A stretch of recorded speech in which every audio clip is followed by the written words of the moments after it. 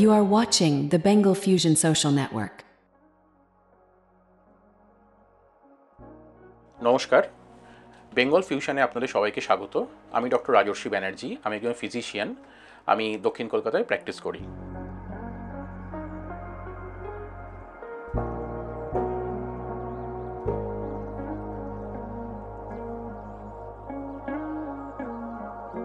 আজকে এই এপিসোডে আমরা যেটা আলোচনা করব সেটা হলো lifestyle modification in blood pressure, মানে উচ্চ রক্তচাপ আছে, যার প্রেশার বেশি, সেই ধরনের পেশেন্টদের কী ধরনের জীবন ধারণ করা উচিত।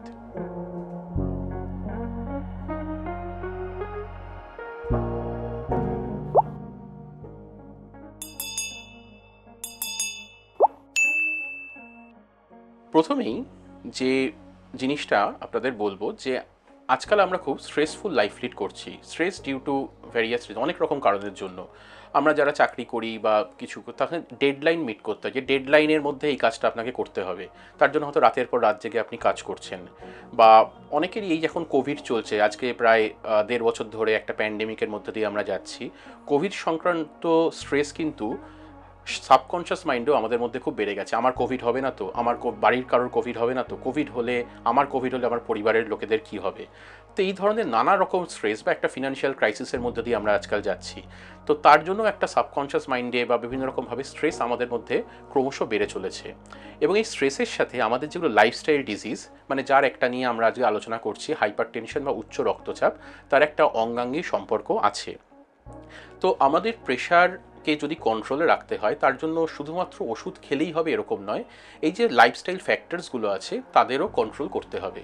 তার মধ্যে প্রথমটি হলো স্ট্রেস। তো এই স্ট্রেস কন্ট্রোলে যদি রাখার জন্য আমরা কি করতে পারি, মেনলি আমরা পেশেন্টদের যেটা বলে থাকি যে আপনি যতটা পারবেন একটা ফ্যামিলি লাইফ লিড করা, যে আপনার যেটা সমস্যা হলো সেটা নিয়ে আপনার বাড়ির লোকেদের সাথে সময় কাটানো, আলোচনা করা, বা বন্ধুবান্ধবের সাথে আলোচনা করা। দিনের কোনো একটা সময়, হয়তো রাত্রিবেলা শুতে যাওয়ার সময় বা কোনো সময় যখন আপনি একা থাকছেন, যদি একটু মেডিটেট করলেন। মেডিটেট করা মানে ধ্যান করা মানে বিশেষ কিছু, জাস্ট আপনি বসে চোখটা বন্ধ করে রাখলেন, একটা কাউচের মধ্যে শরীরটাকে যতটা পারলে রিল্যাক্স করে রাখলেন। এতে আপনার যেটা হবে, হয়তো ঘুমটাও ভালো হবে এবং স্ট্রেসও হয়তো অনেকটা আপনি এইভাবে কমাতে পারবেন। ঘুমের প্রসঙ্গ যখন এসেই গেল, এই প্রেশারের সাথে ঘুমেরও একটা খুব অঙ্গাঙ্গী সম্পর্ক আছে। দেখা যায় যে যে সমস্ত মানুষরা খুব কম ঘুমান অথবা যে সমস্ত মানুষেরা খুব বেশি ঘুমান, এই দুজনদের ক্ষেত্রেই কিন্তু বিভিন্ন রকম নন কমিউনিকেবল ডিজিজ বা লাইফস্টাইল ডিজিজ যেগুলোকে আমরা বলি, যেমন প্রেশার, সুগার, হার্টের অসুখ তাদের মধ্যে, বা কোলেস্টেরলের অসুখ তাদের মধ্যে বেশি। তো আপনার যে প্রেশারের রুগী, তার অন্তত রাত্রেবেলা 7 ঘন্টা কি 8 ঘন্টা ঘুমের খুবই প্রয়োজন, যেটা আজকাল আমাদের ওই বিজি লাইফের মধ্যে খুব রেয়ারলি আমরা এর সুযোগ পেয়ে থাকি। কারণ দেখা গেছে যে ঘুমটা যদি কারোর কম হয়ে থাকে, একটা ইউ শেপের রিলেশনশিপ আছে। মানে যাদের ক্ষেত্রে ঘুম কম তাদের ক্ষেত্রেও সমস্যা বেশি, যাদের ক্ষেত্রে ঘুম বেশি তাদের ক্ষেত্রেও সমস্যা বেশি। আবার আরেকটা জিনিস ঘুমের সংক্রান্ত দেখা যায় যে কেউ হয়তো ঘুমের মধ্যে খুব নাক ডাকেন। এই নাক ডাকার সমস্যা আমরা ওএসএ বলে একটা বলি, অবস্ট্রাকটিভ স্লিপ অ্যাপনিয়া বা স্লিপ অ্যাপনিয়ার তারা ভোগেন। এই যে নাক ডাকা, অ্যাকচুয়ালি তাদের বাড়ির লোকেরা হয়তো বলছেন যে উনি নাক ডাকছেন মানে খুব সুন্দর, উনি কখন ঘুমান, খুব ভালো ঘুমান। অ্যাকচুয়ালি কিন্তু ব্যাপারটা সেরকম নয়। ওই যে উনি নাক ডাকছেন, ওনার ঘুমটা কিন্তু খুব একটা ভালো হচ্ছে না। এবং যারা নাক ডাকেন, এর সাথে আবার ওবেসিটিরও সম্পর্ক আছে। যে যারা নাক ডাকছেন তাদের এই নাক ডাকা ব্যাপারটার সাথে কিন্তু হার্টের অসুখ, প্রেশার, কোলেস্টেরল, এই জিনিসগুলোর কিছু সম্পর্ক থাকে। তো আমাদের ঘুমের বিষয়েও খুব যত্নশীল হতে হবে। স্লিপ হাইজিন বলে এখন একটা কথা খুব ব্যবহার হয়। মানে আপনি যখন ঘুমাতে যাচ্ছেন তখন আপনি কী কী জিনিস মেনটেন করেন। আমরা এখন ঘুমাতে যাওয়ার একদম চোখ বুজে আসার আগে অবধি হয়তো সামনে মোবাইল ফোনটা ব্যবহার করি। মোবাইল ফোনে আমরা হোয়াটসঅ্যাপ, ফেসবুক ইত্যাদি দেখতে থাকি। বা অনেকে হয়তো ল্যাপটপে কাজ করতে করতেই তার মধ্যে ল্যাপটপটা পাশে রেখেই ঘুমিয়ে পড়ছেন। বা ঘুমাতে যাওয়ার কিছুক্ষণ আগে অবধিও হয়তো টিভি দেখছেন, সিনেমা দেখছেন, ইত্যাদি দেখছেন। এদের ক্ষেত্রে যেটা হয় যে কোয়ালিটি অফ স্লিপ তাদের খুব একটা ভালো হয় না। এবং তারা যখন সকালে 6 ঘন্টা বা 7 ঘন্টা বাদে ঘুম থেকে উঠছেন, তারা যেন একটা হ্যাংওভার নিয়ে উঠছেন। তাদের ঘুমটা হয়েছে কিন্তু ঘুমটা খুব একটা ভালো হয়নি। সারাদিন তারা কাজে খুব একটা মনোনিবেশ করতে পারছেন না। হয়তো দুপুরবেলা একটু তাদের ড্রাউজিনেস চলে আসছে এবং স্বাভাবিকভাবে কাজের জায়গাতেও তারা খুব ভালো হয়তো রেজাল্ট করতে পারছে না। এবং এইভাবে একটা ভিসিয়াস সাইকেলের মতো তাদের স্ট্রেসের লেভেলও যেন বেড়ে যাচ্ছে এবং আলটিমেটলি কয়েক বছর এইভাবে লাইফ লিড করার পর একটা সময় তারা প্রেশারে হয়তো আক্রান্ত হচ্ছেন। তো আমাদের এই ব্যাপারটা স্লিপ হাইজিন নিয়েও আমাদের সতর্ক হতে হবে। ঘুমাতে যাওয়ার আগে আমরা অন্তত আধ ঘন্টা কি 1 ঘন্টা আগে আমরা মোবাইল দেখবো না, ল্যাপটপ আমরা অ্যাভয়েড করব, টিভি যদি পারা যায় টিভিটা অ্যাভয়েড করলাম। তো স্ক্রিন টাইমটা এইভাবে আমরা যতটা কমিয়ে আনতে পারবো, বিশেষ করে ঘুমের আগে দিয়ে আমাদের হয়তো কোয়ালিটি স্লিপ হবে, এবং সেটা আমাদের কিন্তু খুবই প্রয়োজন প্রেশারকে কন্ট্রোলে রাখার জন্য। তৃতীয় যে ফ্যাক্টর, সেটা হলো আমি বলছিলাম যে যারা হয়তো ঘুমাচ্ছেন, ঘুমের মধ্যে নাক ডাকছেন, তাদের অনেকেই ওবিজ বা ওজন একটা বেশি, অত্যধিক ওজন তাদের। তো এক্সারসাইজ আমাদের কিন্তু প্রেশার থাকলে অবশ্যই করা উচিত। এক্সারসাইজ মানে আমাদের খুব যে এখন ওয়েট লিফট করতে হবে এরকম ব্যাপার না, কিছু ফ্রি হ্যান্ড এক্সারসাইজ, কিছু অ্যারোবিক, কিছু প্রাণায়াম, বা কিছু না হলে অন্তত ব্রিস্ক ওয়াকিং। আমরা যদি অন্তত আধ ঘন্টা করে 30 মিনিট করে যদি ব্রিস্ক ওয়াক করতে পারি, যে ছাদে গিয়ে একটা ফাঁকা সময়, আমাদের লকডাউন, বাইরে যাওয়ায় নিষেধাজ্ঞা আছে, আপনি ছাদে গিয়ে আধ ঘন্টা হাঁটলেন দিনের মধ্যে যে কোনো সময়, সকালে না হলে সন্ধ্যাবেলা, বিকেলবেলা আধ ঘন্টা করে রেগুলার হাঁটছেন, এবং সপ্তাহে যদি 7 দিন না হয় আপনি অন্তত 5 দিন, সেটাও কিন্তু আপনার প্রেশারের জন্য, প্রেশার কন্ট্রোলে রাখার জন্য খুব উপকারী। যেটা বলা হয়ে থাকে যে সারা সপ্তাহে আপনি যদি 150 মিনিট হাঁটেন, 150 মিনিট মানে 2.5 ঘন্টা, মানে প্রত্যেক দিন যদি আধ ঘন্টা করে সপ্তাহে 5 দিন, সেটাও কিন্তু আপনার প্রেশারকে কন্ট্রোলে রাখার জন্য সাহায্য করবে। ফোর্থ যেটা হলো, আমরা থার্ড এপিসোডে এর আগে আলোচনা করেছি ডায়েট নিয়ে। তো ডায়েটের ক্ষেত্রে আপনার কিছু জিনিস আমরা অ্যাভয়েড করতে বলেছি, যেমন এক্সট্রা সল্ট অ্যাভয়েড করে চলা, বা আপনার যেগুলো জাঙ্ক ফুড, ফাস্ট ফুড ইত্যাদি অ্যাভয়েড করে চলা, ইত্যাদি আপনাকে মেনটেন করতে হবে। ফোর্থ যে ফ্যাক্টরটা থাকছে সেটা হলো অ্যাডিকশান। এরকম অনেকেই প্রেশারের রোগী আছেন যারা হয়তো স্মোক করেন বা টোবাকো ইন এনি ফর্ম তারা নিয়ে থাকেন। যে কোনো একজন পেশেন্ট এসছে, প্রেশার দেখাতে এসছেন আমাকে, আমি তাকে জিজ্ঞেস করলাম যে আপনি কি সিগারেট খান? না, আমি সিগারেট খাই না, ওই যে একটু খৈনি খাই। একটু খৈনি খাই, এরকম পেশেন্ট আমাদের অসংখ্য আছে।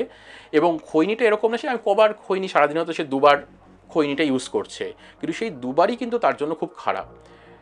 টোবাকো ইন এনি ফর্ম, সেটা পান মশলা হতে পারে, খৈনি হতে পারে, নস্যি হতে পারে, জর্দা হতে পারে, এগুলো সবই কিন্তু আপনাকে প্রেশার থাকলে অ্যাভয়েড করতে হবে। না হলে ভবিষ্যতে এর থেকে আপনার হার্টের অসুখ, ব্রেনের অসুখ ইত্যাদি বিভিন্ন রকম অবধারিতভাবে আসতে পারে।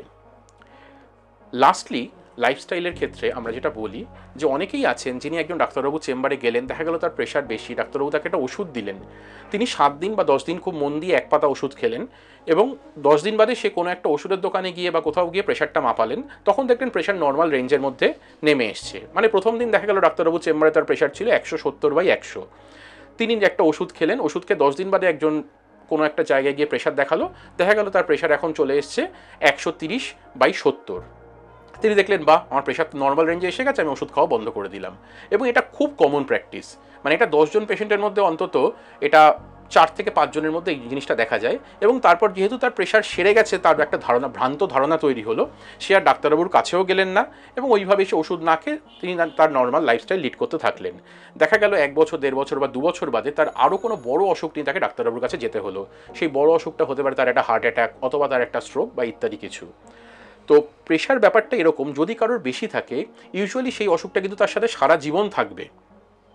তো তাই জন্য তাকে প্রেশারের ওষুধ কিন্তু খেতে হয় সারা জীবন ধরেই। এবার সেই প্রেশারের ওষুধের কখনো ডোজ, কারোর একটা ওষুধ লাগে, কারোর ক্ষেত্রে 4টে ওষুধ লাগে, কারোর ক্ষেত্রে একটা ওষুধেরই ডোজ কম বেশি এর তারতম্য হতে পারে, কিন্তু একটা ওষুধ তাকে কিন্তু কম বেশি খেয়ে যেতে হয়। এবং এই ওষুধ খাওয়ার জন্য যে গাইডেন্স, সেটা কিন্তু আপনি আপনার ডাক্তারবাবুর কাছ থেকে পাবেন।